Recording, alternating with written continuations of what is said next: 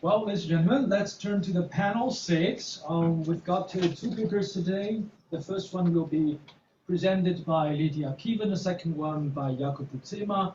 So before we move to the first presentation, first lecture, let me briefly introduce Dr. Lydia Kieven, who received her PhD degree in South Asian Studies at University of Sydney. And she, of course, is author of many publications, and now she taught at many German universities, Indonesian language and art. She is an expert of an Asian Javanese art, in particular the East Javanese temple reliefs, which is a very special field. And she taught at many universities, including University of Frankfurt and also University of Heidelberg. And currently she's teaching at the University of Bonn. So Dr. Kieven, so we are ready. Now the floor is yours. Thank you, everybody. Thank you to the chair, Liang Ming Wang. Thank you for introducing me. Thank you for having invited me. Here, Jake, for Radu, who organized all this. I just start with my presentation.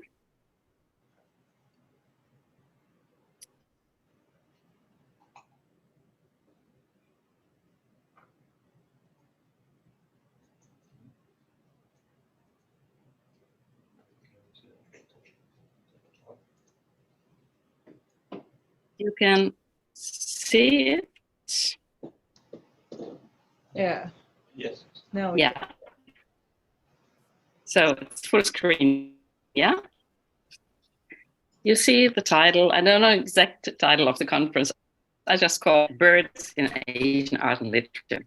So you can see this, please. Yes. My title. Yes. Okay. In the program, it is only mentioned birds in roundels. So when I sent the abstract, I did not mention full title. Now here you see it. Question: is it more than playful decoration? What we will see.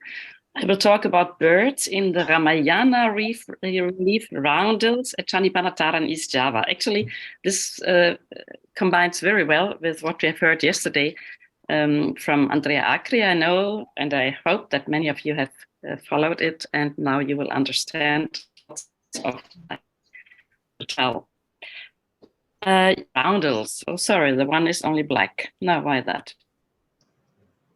So, roundels, and if you look on the bottom, you see there's an elephant, there's a kind of a hare. Here we have a bird, a bird, a bird. These are all on Candi Panataran. And this is the one I love. I mostly love. It's the cock. Okay, this is Candi Panataran. It's a temple building. It is the foot of the temple. There was a roof. Now that you have seen this, you will recognize, there are these roundels. They are always in between panels, narrative panels, which show story of Rāmāyaṇa. Where's this? And here we see a ground plan of Candi Panataran. The whole complex is actually complex. What you have seen before is only the main temple.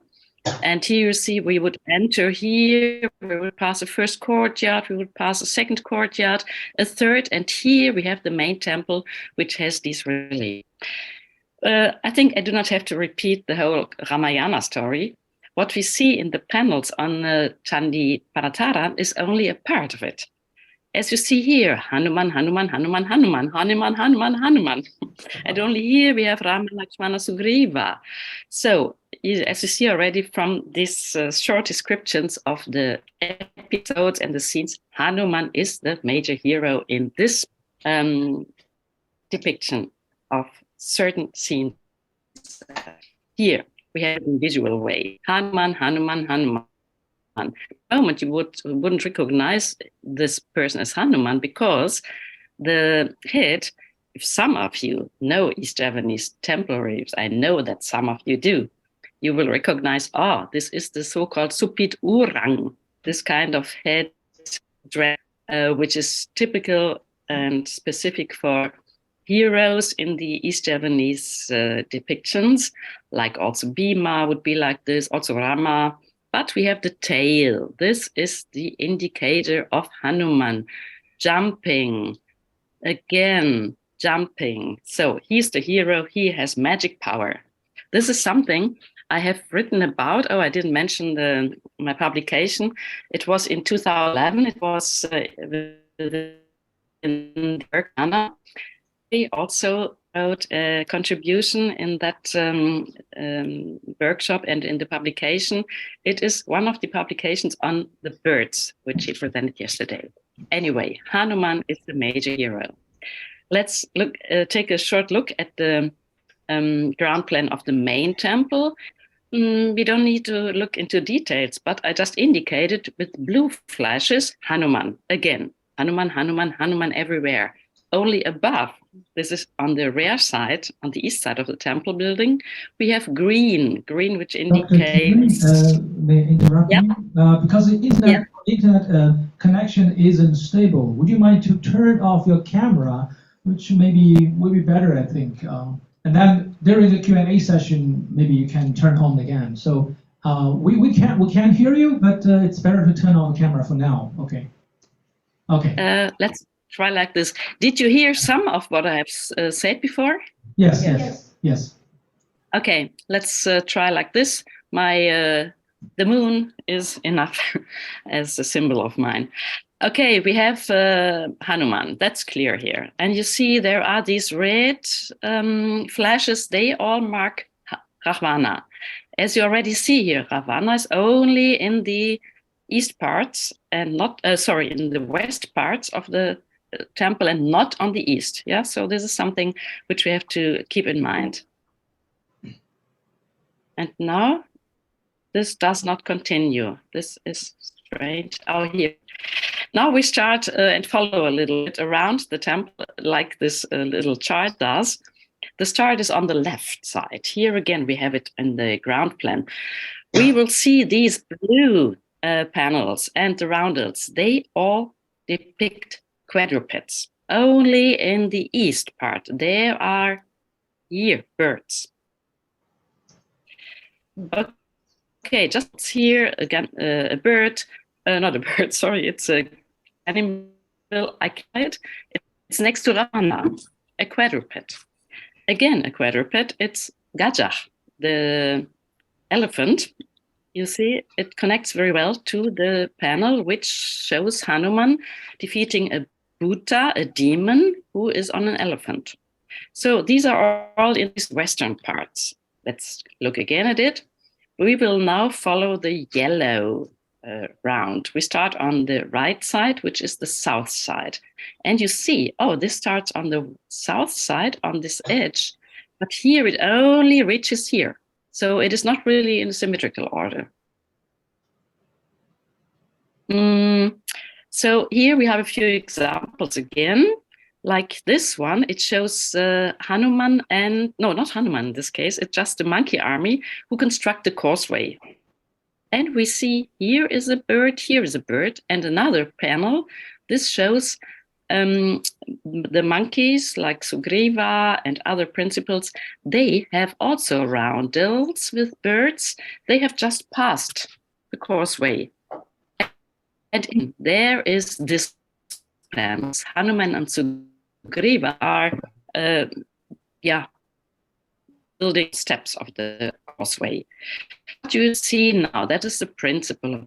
You see there's always a roundel and another roundel. They frame the scene. Here again, there is a scene, a roundel and a roundel. You see that it is always one pair of birds which frames one panel in a symmetrical arrangement. And these birds, in mirror and inverted depiction, they are always directed towards the panel. So you see, this panel is not framed by animals. Yeah, so this is the arrangement in all of the, all around the panel and roundels.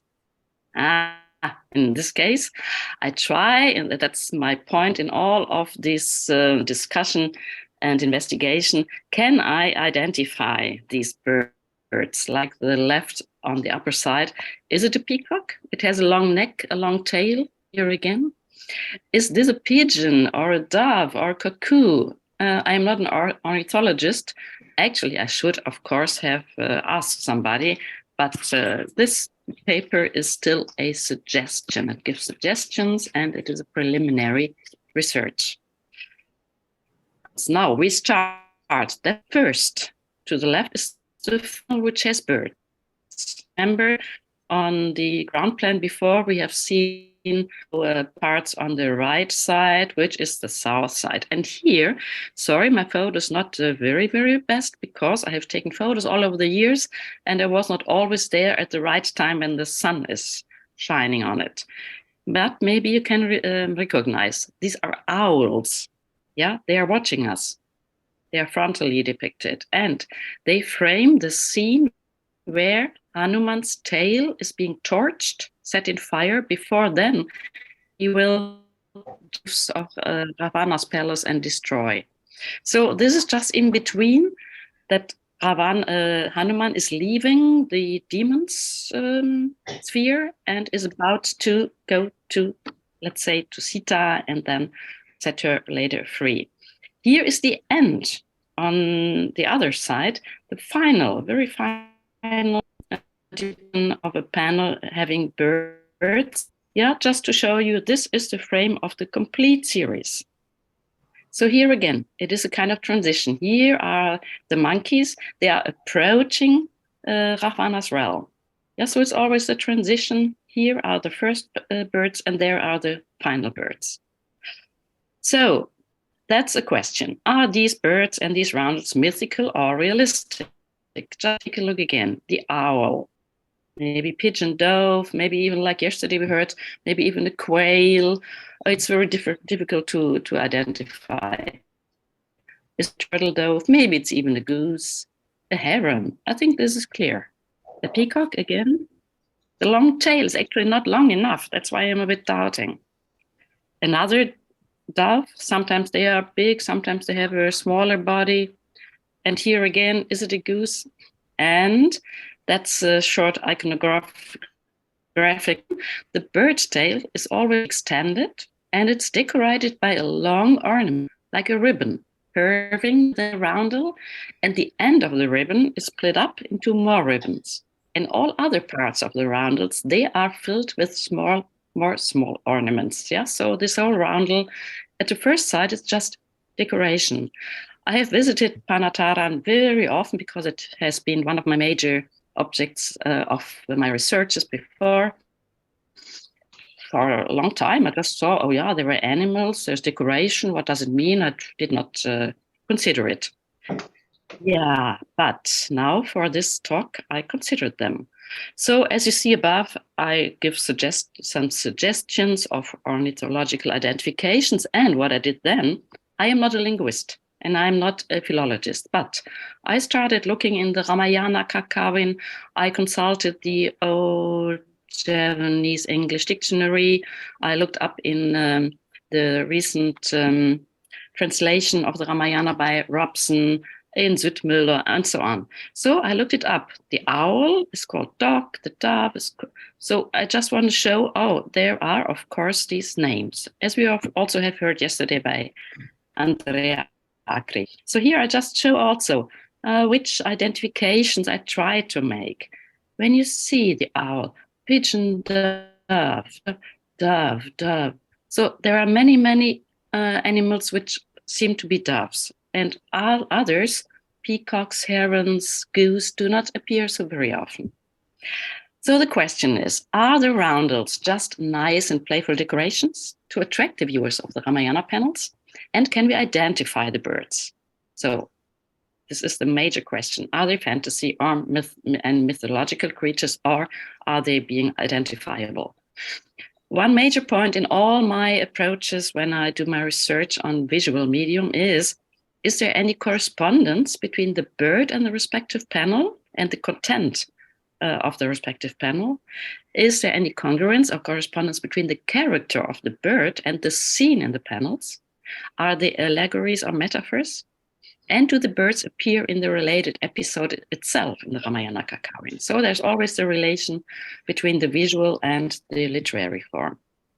again, I like this. So is there any relation between the cock and the panel which it accompanies? So this is actually a repetition of what Andrea said yesterday. What is the meaning, symbolism of animals, including birds in ancient Japanese literature? I think I do not have to repeat it. Animals, especially birds, they appear so often in ancient Japanese Kakawin literature. So there is symbolism, and also, I think, in the ancient Japanese art. I just give 2 examples of Rāmāyaṇa Kakao. We mentioned birds. It's beautiful. The tom-tom birds call, roaming about, them coming together. They fly around in a flock. Or the prit and prenjak do nothing but call, nesting there in the tamyang bamboo, and the gaga hold a meeting to confer, afraid of being observed, the dog. So, you know, all of this, it goes on and on, many, many verses which tell about the beauty of the nature by referring to birds. Here, I do not want to read all of this with you, just point out the peacock here. Peacock, the old Japanese term, Mayura, here a few verses in Rāmāyaṇa where it appears, and here, most of all, it's a poetical bird. It has a glorious side, mentioned by Zoetmulder. So there are a few identifications and comments on by Zoetmulder, by Robson and others on the meaning of the birds. So here, for example, also the kokila, which is a kind of black cuckoo. Its musical cry is supposed to inspire tender emotions. Okay. Here we have in our panels, on the south side, we have 3 panels only with the birds. You remember the ground plan? It was this yellow flesh. We have the owl, we have seen already, pigeon, dove. And then on the east part, we have these 9 panels. If you look it up here, 4, then 1 in the center and 4 more. So one general remark. On the layout of East Javanese temples, it's something general, their orientation and arrangement. The temples in East Java, they are generally oriented towards a mountain. In the case of Candi Panataran, it is to the east towards Mount Sumeru. And this is very common and general. The rear side of the part of the temple is considered the most sacred part, connected to gods, ascetics, mountains, and peaceful situations. While the front part of the temple is usually connected to fight and to demonic life. So if we transfer that to the ground plan we have seen before, birds who can fly and are connected to beauty and to heaven, they fit the character of sacred life on the rear side. Fearful animals, and they fit the character of fighting and demonic life. So it's really clear here how the arrangement of birds and quadrupeds is meant. And the placement and selection of depicted narrative episodes, they always convey a specific message. So it's this again, the east side shows those parts of the story of the Rāmāyaṇa which refer to Ayodhya and to the auspicious heroes of the Rāmāyaṇa. We have no Ravana here, for example. I'll just leave this out. The birds, again, they refer to beauty, and the quadrupeds highlight the demonic episodes. For the time being, I cannot give a complete suggestion of metaphoric references between the specific birds and the depiction of the panels.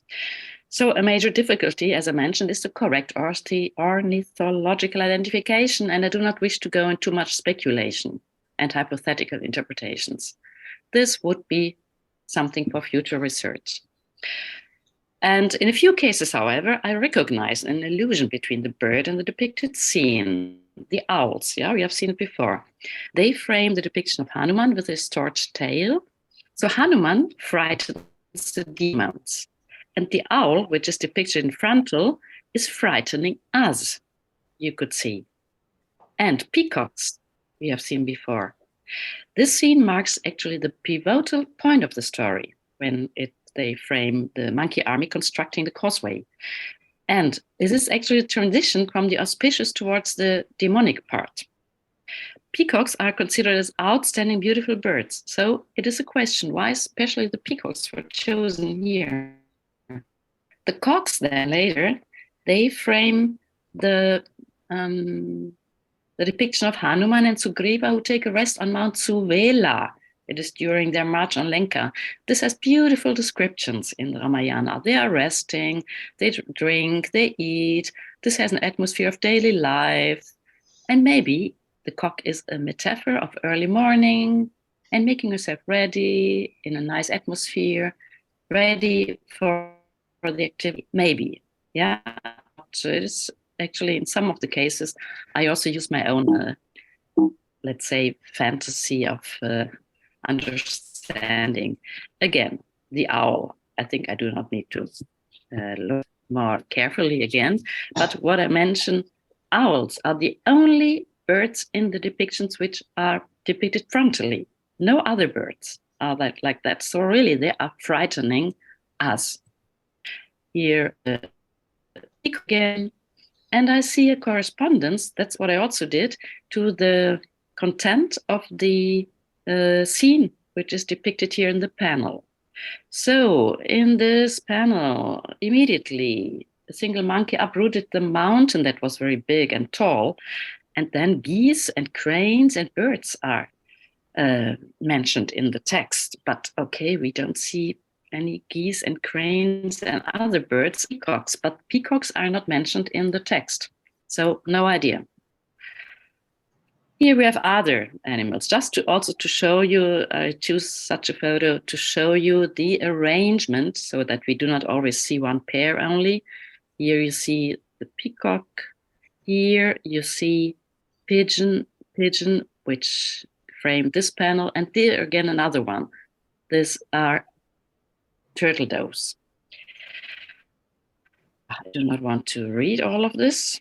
So this all of anyway has to do with this good part. And then later we have the cock shown before. And this scene also corresponds to birds, like geese are mentioned, various birds, minus parrots, but no cocks are mentioned. And again, we see this in a more a larger context. Here to the right again, the cock, and here the next one is the part of where the monkey army marches on Lanka. We have seen this before.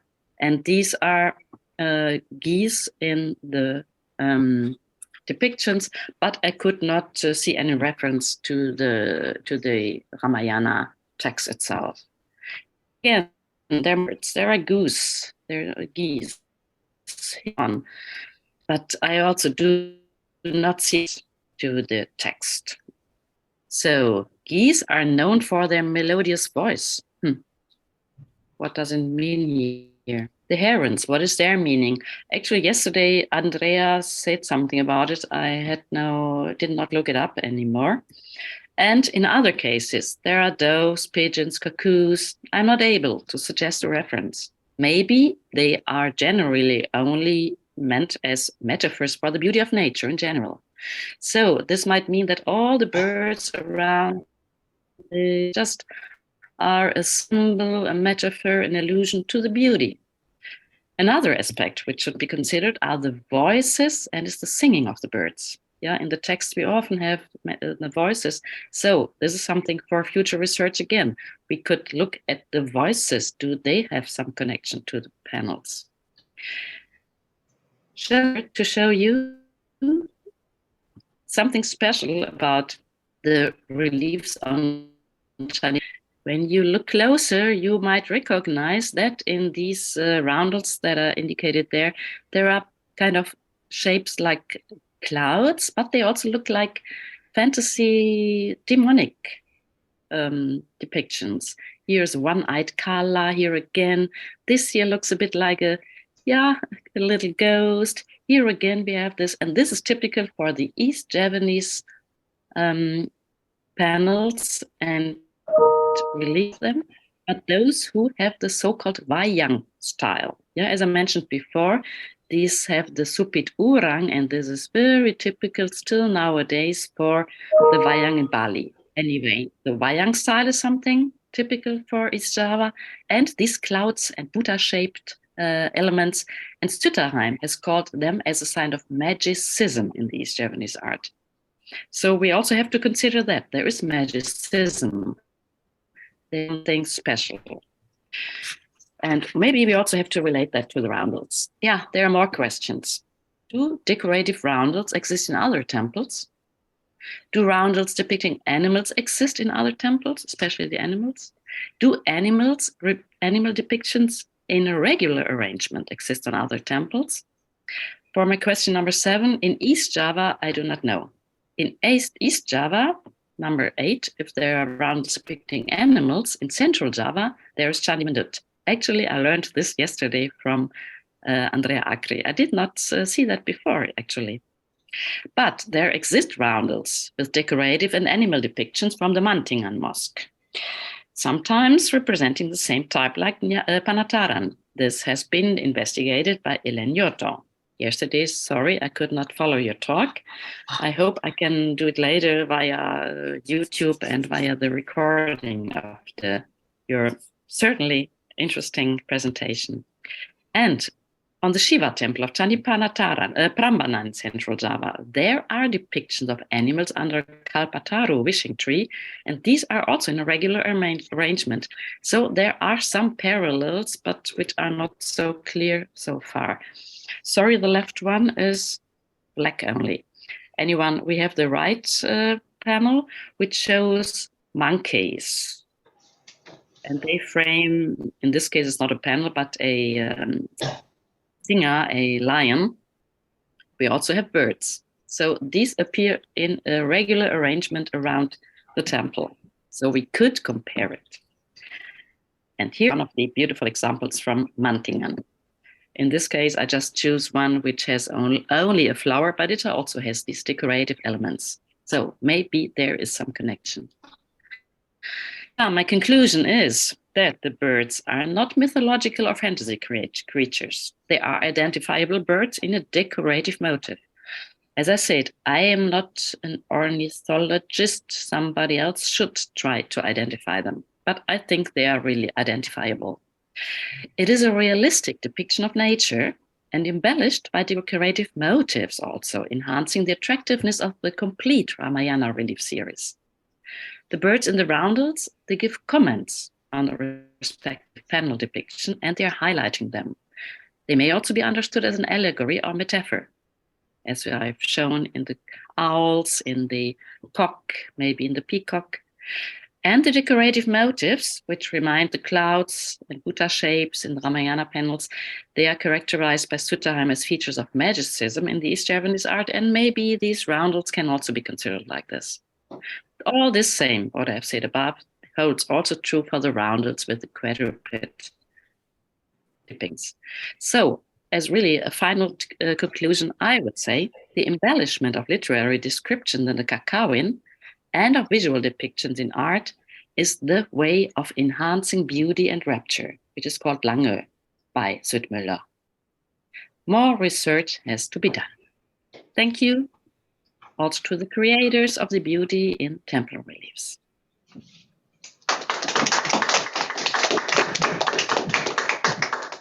Okay, thank you very much, Dr. Kievan, for finishing your presentation in timely fashion. I think I do see a strong overlapping interest with the paper presented yesterday. So, but I would like to suggest that we postpone our Q&A session after second paper by Jakob Zeeman. I guess he also with us online, right?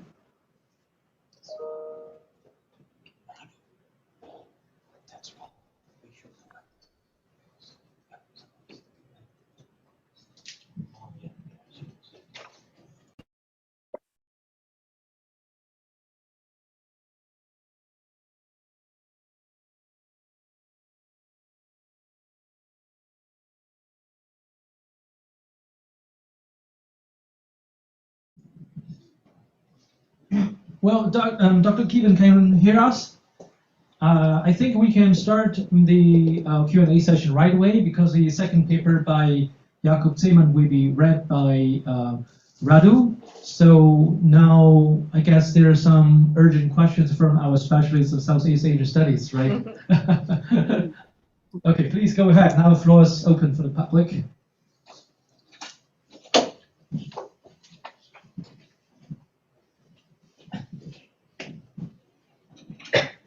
Hello, Lydia. Yeah, hello, Yuri. Thank you for a wonderful presentation. I really learned a lot, and I'm happy that you decided to restudy Panataran through the bird eyes in this case. And you are obviously the best person to do that, as no other scholar knows Panataran better than you, I'm quite sure. What you presented is, in my view, very fascinating, because I don't have many answers on the questions you raised, but I have one, and that can help a little bit. The peacocks. Obviously, the peacocks are really, really very important in the whole series, and I see that peacocks in old Javanese literature are a little bit like marks. They appear in places where something auspicious in military terms is going to happen. So, for example, in the Bormantaka, the 12th century Kakavin, anonymous Kakavin from the late 12th century, when the Prince Samba is, on his military march with his military retinue of soldiers, they march into the Himalaya mountains to protect the hermitages there. Then suddenly, peacock appears on the road and spreads its beautiful wings, as if giving them a kind of salute. So basically, the peacock appears exactly at the place in the narrative when the military troops, usually led by the king, by positive party, by the royalty, march into a battlefield. So I now see the link that Andrea Akri made yesterday with Skanda, because peacock is of course Vahana, the carrier of the god of war, Skanda. So in Javanese settings, as I see it now, it's used in the narrative, in texts, at least in old Javanese poetry, for which I can say with some level of certainty, the peacock appears exactly at the places in the narratives when the battle is going to happen. And in your case, we can see the construction of causeway on Panataran medallions, right?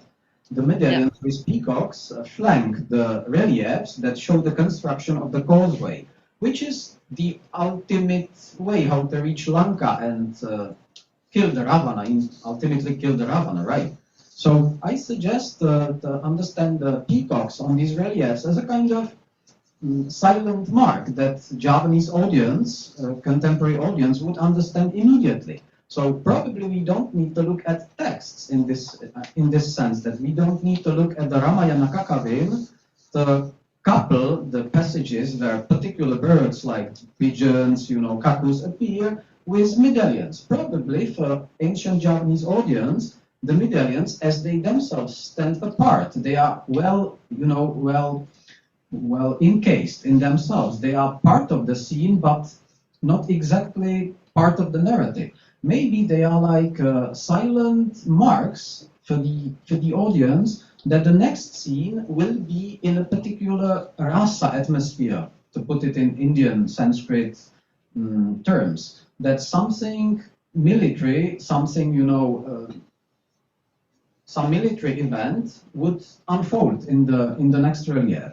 I have no answer for cocks and other birds, but we definitely should consider this view as a kind of possibility, that it's a kind of mark that Javanese audience in the 14th century would immediately understand.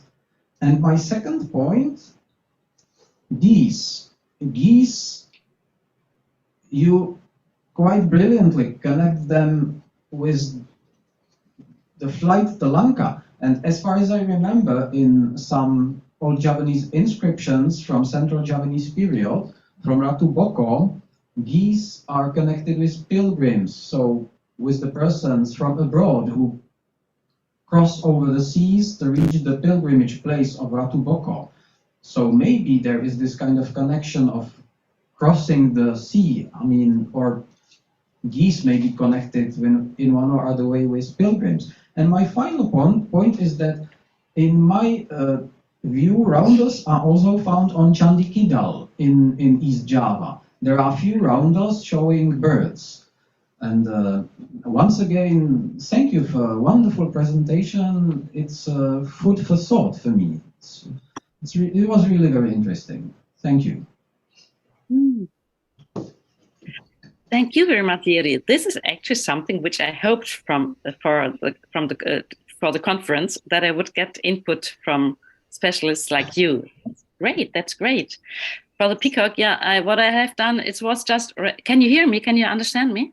Yes. Okay.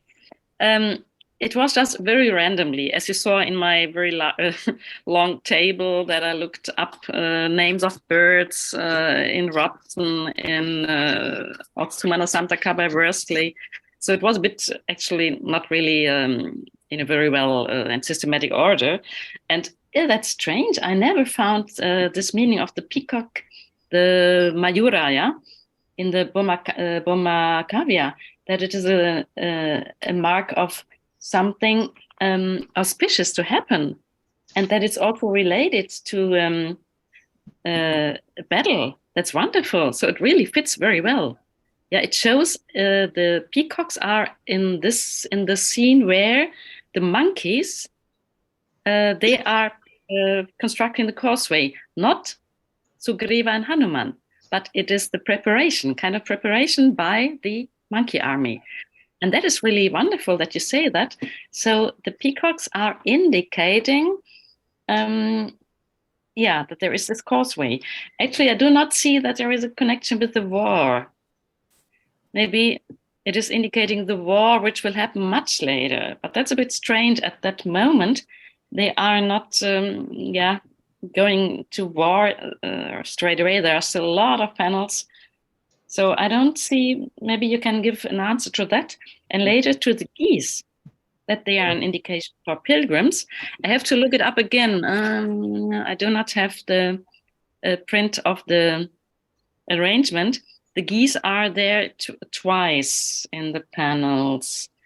I have to look it up again, if at that point where there are the geese, it has some connection with pilgrims, but maybe in more common sense, that the people who come to Candi Panataran are pilgrims. Yeah, maybe that's what you mean. That's a very interesting suggestion. In my view, that the peacocks are, my identification, my understanding of the representation of peacocks is also just, sudden idea, preliminary, but it, in my view, fits quite well with textual record we have from poetry. There are really peacocks at several places, not just in Bomantaka, appears as a single bird, spreading its wings in situations where actually not the war, but the march to the war, or, causeway is basically bridge, right? And then the soldiers, what they do what Samba troops do when a peacock appears is that they are on their march to the battlefield. And the battlefield is basically in somewhere on unidentified place in the Himalaya mountains. There is nothing like war happening instantly. It's actually more or less welcome to your march. Welcome to your march that will end up on the battlefield with winning battle. Probably the peacock.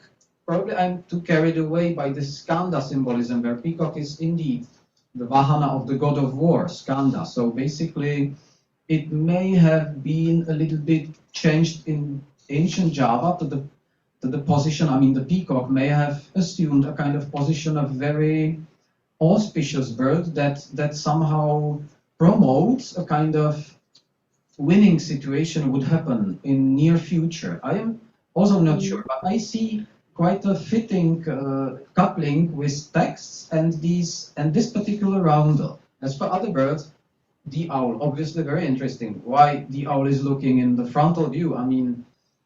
On Prambanan there's also a depiction of owl, and it also looks in the frontal view, as far as I'm not mistaken. Andrea Acri would know better. Owls are mentioned in old Javanese literature, particularly in connections with cemeteries. So they They nest in hollowed trees that are part of this sinister atmosphere of the cemetery. And some figures overnight on these cemeteries, again on their way to the battlefield. At least this is the situation in Gatotkačašaja. So we may look in the future on these connections in some detail, and definitely this would lead to some super interesting cooperation, you know, between art scholars and textual scholars. We need this so much, yeah. Yeah, thank you. That's also something. Yesterday, I wrote a comment here in the online in the Zoom presentation, but I think nobody opened the Q&A. It was after Andreas' presentation, and actually also said that we have to combine, and that's really something because, well, as I said, I'm not a linguist, but yeah, we have to cooperate. And the owl today in Indonesian, it is called burung hantu. Yeah, the ghost, the bad ghost bird. Yeah, anyway, yeah, still lots of things to do. With the doves, are pigeons or are they quails? It would be great if anybody have an idea. So maybe they are just very unspecific animals. That's what I also indicated. Maybe they just should show that there is beauty of nature. Since also yesterday Andrea said in all these descriptions of beauty of nature, the birds, they are predominant. Yeah. So, yeah. I have a question. Thank you. Lydia, hi. Thank you very much for this really nice, very informative, and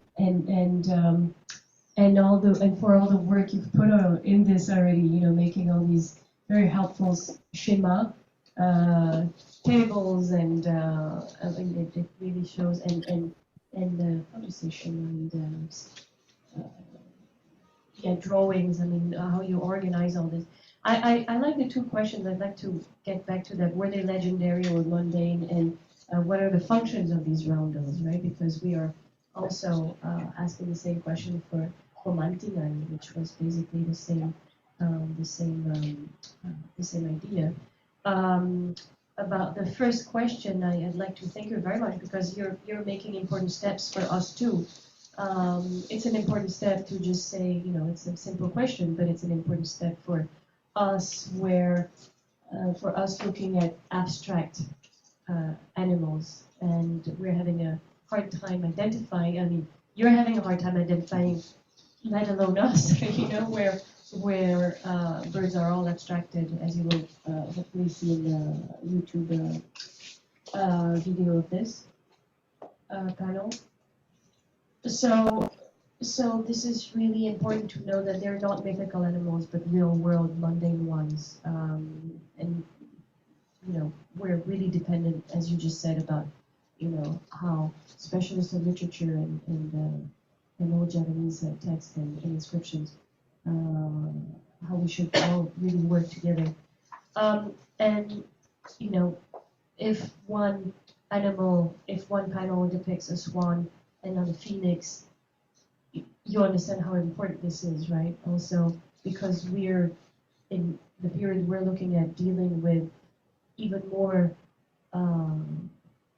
let's say, influence or imprints from the outer world, and more the Semitic, you know, Chinese and Vietnamese world.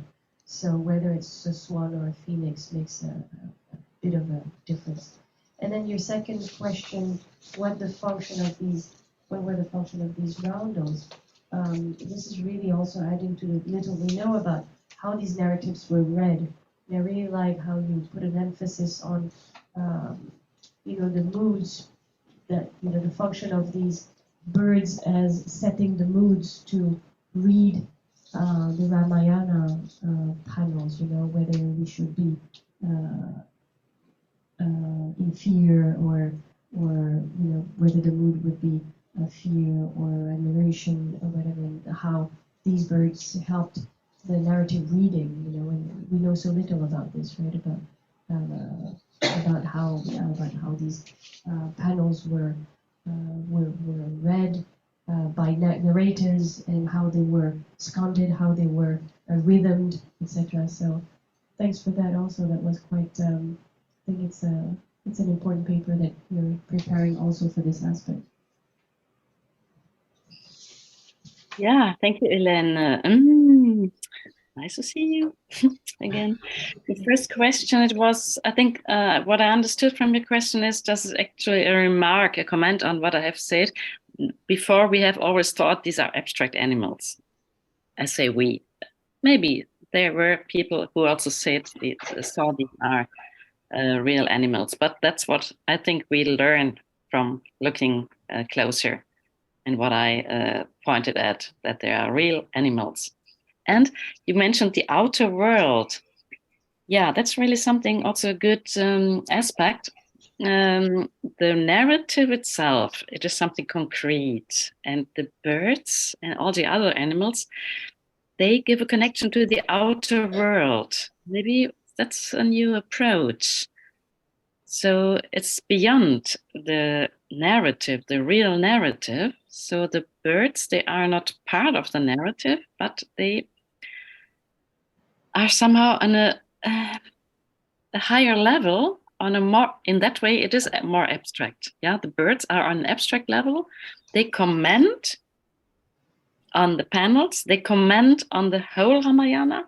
So the quadrupeds, very strong animals, yeah, they are always connected to the Bhutas and the fighting. And the birds, they are just connected to the auspicious part.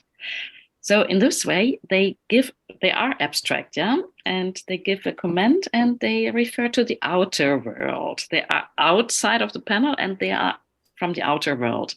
Yeah, so these are all very nice inputs, so that my brain also now is working, yeah. And your second one was the function of the roundels. Yeah, that's actually, again, the same. Yeah, that they are indicators of the outer world.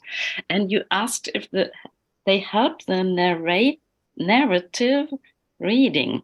That's actually also a point. I often point at that when interpreting my temporal reliefs, that I think there has been a narrator, a person who did mangitung, who was reading and singing, same as the Kakawin have been presented in a singing way. So I believe that there have been narrators who walked around. It was also the late Edi Sediawati. She also said that. So what did they? Maybe they inserted an extra song when they saw a bird. That would be nice. Or maybe even another singer came up and was singing, blah, blah, blah, something, and imitating the voice. So it's just now also really, a lot of new thoughts are arising. Thank you, yeah, thank you. This gives a lot of beautiful input.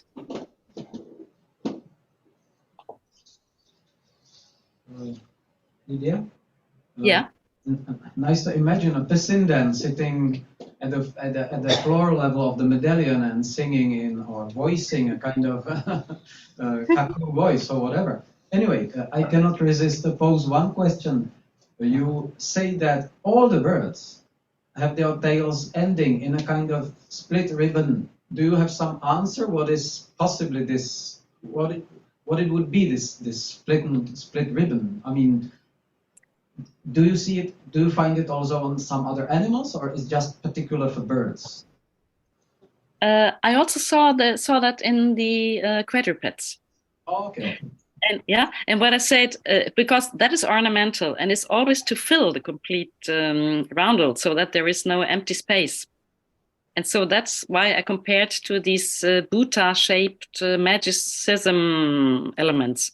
They are also meant to fill the panel. So that's why I related them to each other. So they are ornaments, yeah, these birds and animals, but at the same time, they are realistic.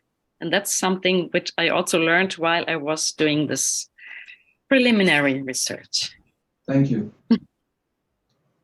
Yeah, thank you for given me that opportunity. That I always had in my mind, one day I should do some research on that. And when you asked me, oh yes, that's the time for doing it. It should be continued. Thank you. Yeah.